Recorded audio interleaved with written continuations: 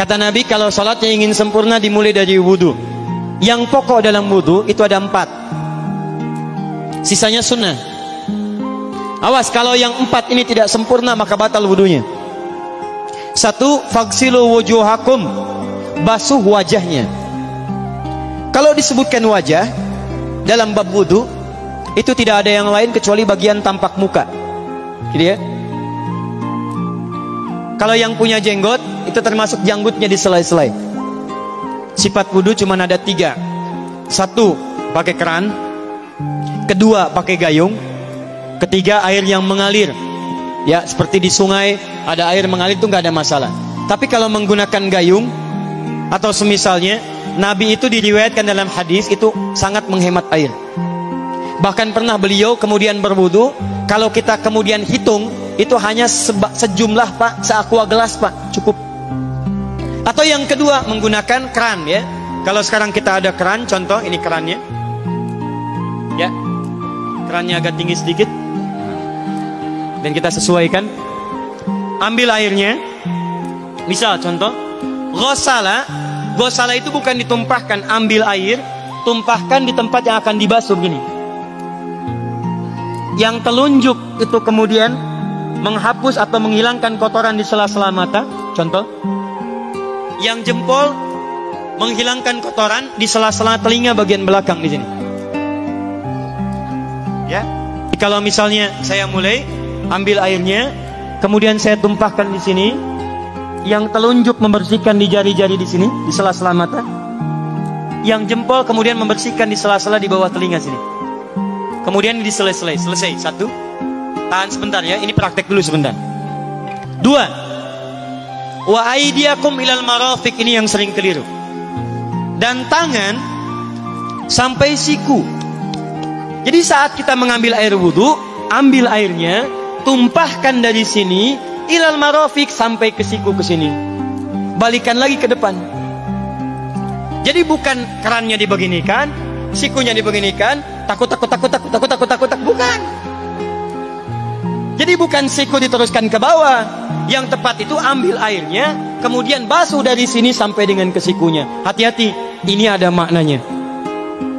Dan jika benar di hadis Muslim, jika orang wudunya benar seperti ini, maka bersamaan dengan jatuhnya air wudu itu, jatuh pula dosa-dosa dan kotoran yang melekat pada anggota tubuhnya. Tidak cukup dengan amin, nanti kita lihat dulu.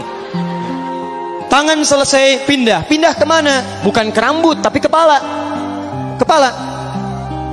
Jadi dalam bab wudu yang diusap bukan rambutnya, kepalanya. Itulah keadilan Allah. Kalau yang diusap kepalanya, semua manusia yang hidup pasti punya kepala. Tapi kalau yang diusap rambutnya, ada ketidakadilan karena tidak semua orang punya kepala, punya rambut. Tuh. Nah sekarang lihat sini. Ketika kita diminta mengusap kepala, bahasanya masaha. Masaha itu begini. Ini saya punten. Bismillah. Ini ya. Ambil airnya, tumpahkan, baru kemudian diusapkan ke kepalanya. Paham ya? Kalau yang ghosala, ambil, tumpahkan di tempat yang akan dibasuh. Tapi kalau masaha, hati-hati. Ambil airnya, tumpahkan, baru diusap. Jadi bukan diambil air, tumpahkan di kepala begini. Yang dibasuh kepalanya bukan rambutnya.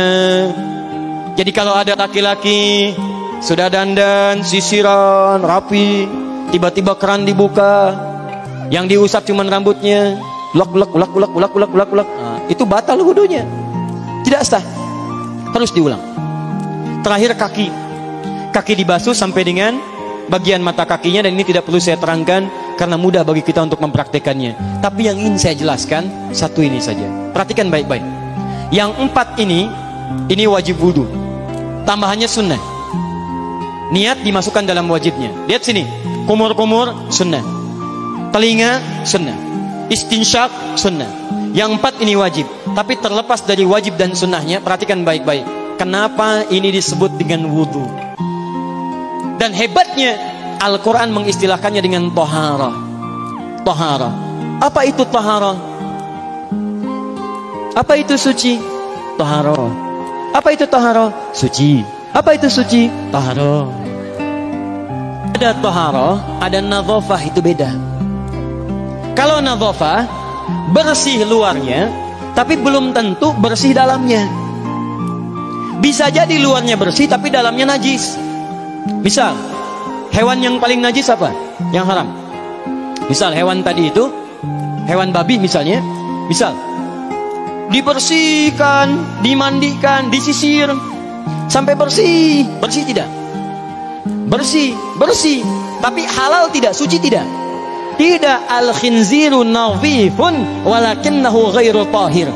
Babinya bisa bersih tapi tetap tidak halal, tidak suci dia, tetap haram, tetap najis. Paham?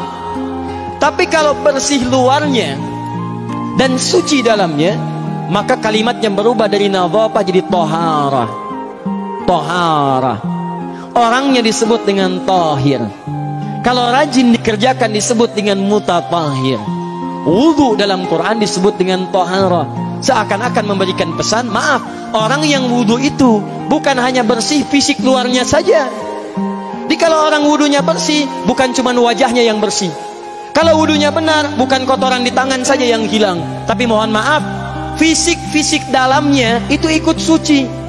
Fungsi tangannya jadi bersih, fungsi wajahnya jadi bagus, fungsi lisannya jadi bagus. Makanya kata Nabi, kalau orang benar wudunya bersamaan dengan air wudu yang menetes, maka tumpahlah kotoran-kotoran di bagian fisik-fisik tubuhnya.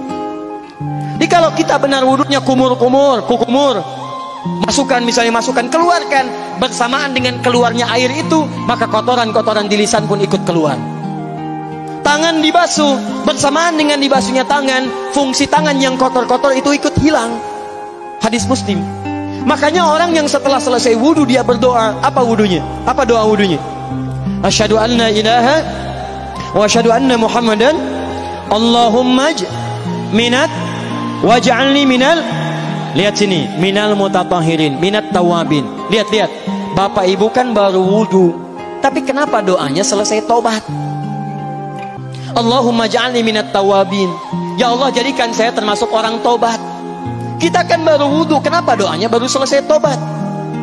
Sedangkan tobat itu mengakui kesalahan, menyesali kesalahan, dan berjanji meninggalkan yang salah, mengganti dengan yang baik-baik. Makanya kalau orang wudunya benar itu, begitu dia kumur-kumur, dia ingat kesalahan apa yang dikerjakan oleh lisan ini. Jadi begitu kemudian ditumpahkan airnya, hilang kotorannya. Maaf, yang suka mencela wudu, selesai wudu tidak akan mencela lagi karena tobat dari celaan. Makanya kalau wudu Anda benar, coba ingat-ingat, siapa korban dari lisan Anda yang tajam itu? Apakah ibu Anda yang pernah menangis karena lisan Anda? Apakah ayah Anda yang kecewa karena kalimat-kalimat Anda? Apakah tetangga Anda yang menjauhi Anda karena kata-kata kotor Anda? Kalau tiap hari Anda wudu, tapi kemudian lisan Anda masih kotor juga, ada yang salah, Anda cuma menghabiskan air untuk menghilangkan kotoran di lisan. Itu tanda pertama. Tangan basuh. Makanya orang yang wudunya benar, tangannya tidak akan berbuat yang kotor lagi sampai ke ujung kakinya.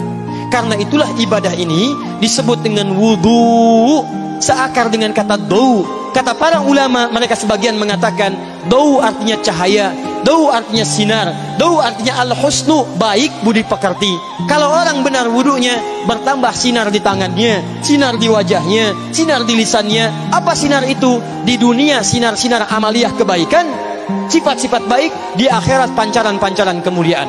Satud'a ummati yaumal qiyamati ghurral muhajjalin. Akan dipanggil umatku di hari kiamat dengan banyak cahaya melekat di tubuhnya. Tangannya ada cahaya, matanya ada cahaya, wajahnya bercahaya, kakinya bercahaya. Cahaya apa itu? Kata Nabi, min atharil wudu, dari bekas wudunya. Jadi kalau kita benar wudunya, itu kita jadi orang baik. Ada cahaya kebaikan dalam diri kita. Itu yang disebut dengan tawabin. Makanya kalau bapak ibu tiap hari wudu, Allahumma ja'alni minat tawabin, tapi mulut tidak tobat, tangan tidak tobat, kaki tidak tobat, ada yang salah dengan wudunya. Waj'alni minal mutatahhirin, jadikan saya orang bersih dan suci. Jadi kalau selesai wudu, pakaian bersih, wajah bersih, tangan bersih. Ini pakaian bersih, pakai jas, pakai dasi, tapi tangan tidak bersih, korupsi juga, mencuri juga, menipu juga, ada yang salah dalam wudunya. Kalau kita bisa mengerjakan wudu ini dengan baik, maka naik status kita. Disebut sebagai, langsung oleh Al-Quran, disebut hamba yang dicintai oleh Allah Subhanahu wa ta'ala. Di Quran surah kedua Al-Baqarah ayat 222. Saya tutup. Lihat ayatnya. ujung ayatnya, di ujung ayatnya, innallaha yuhibbut tawwabina wa yuhibbul mutatahhirin. Sungguh Allah akan sangat mencintai orang-orang yang tobat dan orang-orang yang terbiasa untuk bersuci. Kita selesai wudu mengatakan, Allahumma ja'alni minat tawwabin waj'alni minal mutatahhirin. Dijawab oleh Allah, innallaha yuhibbut tawwabin wa yuhibbul mutatahhirin. Karena itulah orang yang rajin wudu adalah orang-orang yang dicintai oleh Allah Subhanahu wa taala.